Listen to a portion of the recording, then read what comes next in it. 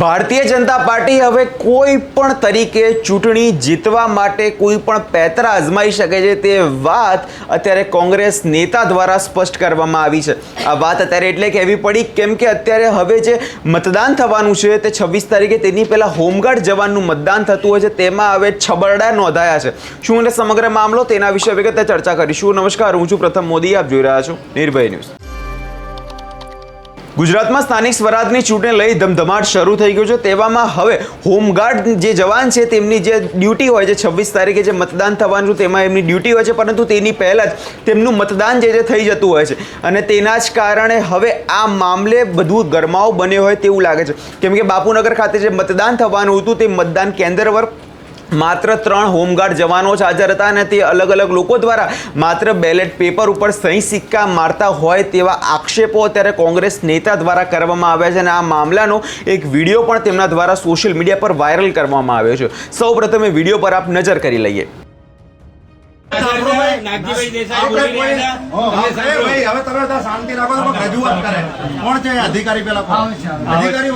અધિકારીનું નામ શું?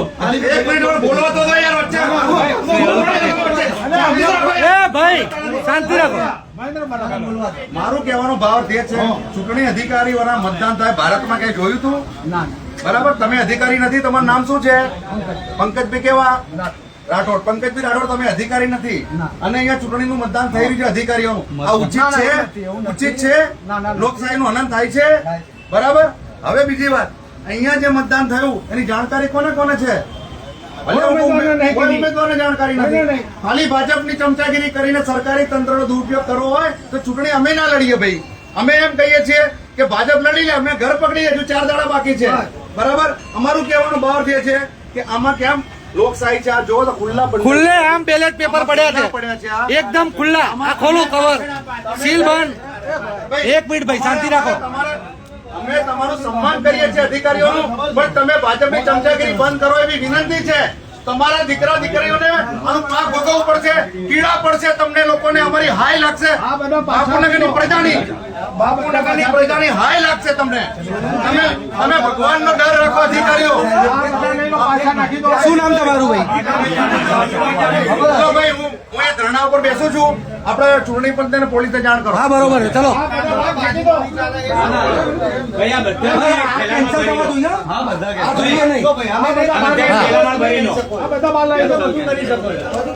તમે કરી શકો છો, ચલો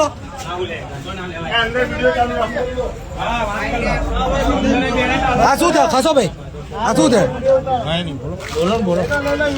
બોલો ભાઈ, શું કોણ છે અહીંયા? શું છે ભાઈ સાજન?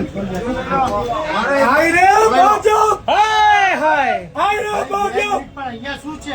અહીંયા ચાલુ તમારા સામે અહીંયા ચલો ને બાજુમાં મારી જોડે જાણ કરવી પડે તમારે જાણ વચ્ચે કોઈ ના બોલે।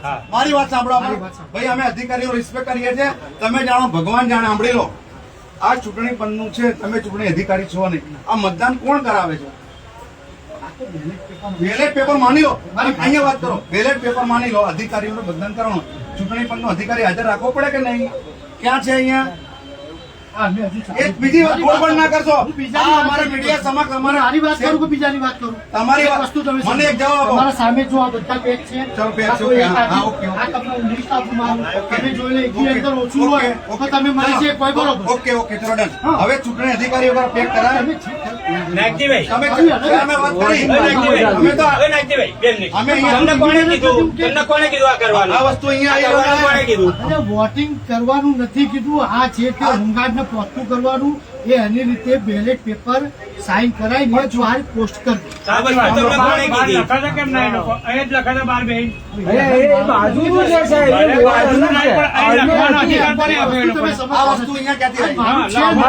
અમારો પ્રશ્ન તમારા દિને અમે બાજુમાં, આ વસ્તુ ચૂંટણી લક્ષી વસ્તુ કહેવાય, તમે હોમગાર્ડ ડિપાર્ટમેન્ટ કહેવાય। ચૂંટણી અધિકારી વગર આ વસ્તુ અહીંયા આવે વેલિડ ઘણા દેશમાં લોકશાહીમાં મને કહો બસ તમારે આ ઉપર ચર્ચા કરવાનું બાજુના અધિકારીને કીધું છે પણ અહીંયા ચૂંટણી અધિકારી છે ચૂંટણી અધિકારી વગર મતદાન કઈ રીતે કરાવો દેશમાં અમારે અહીંયા કરાય રજૂઆત કરી છે મેં તો હજુ કરાયું નથી તમે મને શું લાગે અમારું નથી અમારું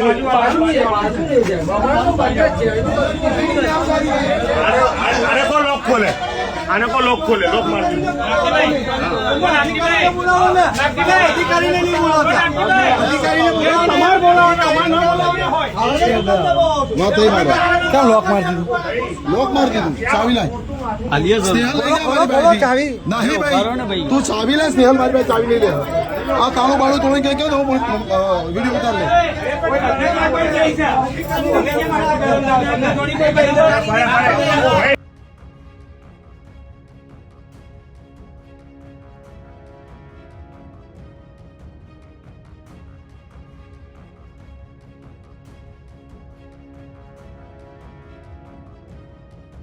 હવે જે રીતે અહીંયા તમે વિડીયો જોયો અને વિડીયોમાં જે પ્રકારે અત્યારે એ લોકો દ્વારા વિરોધ કરવામાં આવી રહ્યો છે અને કહેવામાં આવી રહ્યું છે કે જે આ પ્રકારે ભારતીય જનતા પાર્ટીના નેતાઓ દ્વારા ક્યાંક ને ક્યાંક ચૂંટણી પંચનો દુરુપયોગ કરીને અત્યારે ચૂંટણી જીતવા માટે કંઈ પણ ભોગે અત્યારે પેંતરા આઝમાવવામાં આવી રહ્યા છે. એટલે શું ભારતીય જનતા પાર્ટીને ડર લાગી રહ્યો છે તે સવાલ અત્યારે ખૂબ ચર્ચામાં આવ્યો છે. અને હવે જ્યારે મારી વાત નાગજી દેસાઈ સાથે થઈ ત્યારે તેમણે આ વિષયમાં શું કહ્યું છે અહીંયા તે સાંભળી લઈએ. મારી સાથે અત્યારે કોંગ્રેસ નેતા નાગજીભાઈ દેસાઈ જોડાયા છે. નાગજીભાઈ, ગઈકાલે આપના દ્વારા બાપુનગરમાં એક વિરોધ કરવામાં આવ્યો હતો, શું છે સમગ્ર મામલો? ગઈકાલે 7 વાગ્યાની આસપાસ સાંજે હોમગાર્ડના ફક્ત હોમગાર્ડ ડિપાર્ટમેન્ટના લોકોનું મતદાન હતું બાપુનગરનું. એ મતદાન હોમગાર્ડના જવાનો ફક્ત 3000 તને સિક્કા મારતા હતા બેલેટ પેપર ઉપર અને એની સામે ચૂંટણી અધિકારી હાજર નહોતા, પોલીસ હાજર ન હતી, જેનો આપણે તમે વિડીયો પણ વાયરલ કર્યો છે. અમે વિડીયો ઉતાર્યો અને પછી મેં 112 નંબર પોલીસ બોલાવી અને અમે કમ્પ્લેન નોંધાઈ કે ભાઈ ચૂંટણી અધિકારી વગરનું મતદાન આપેલું છે ભારતમાં, કે અધિકારી નથી ને મતદાન થઈ રહ્યું છે. નગજીભાઈ, તો શું લાગે છે ભારતીય જનતા પાર્ટીના લોકો દ્વારા ચૂંટણી પક્ષને દબાવ કરાવીને આ કામ કરવામાં આવી રહ્યું છે, શું છે?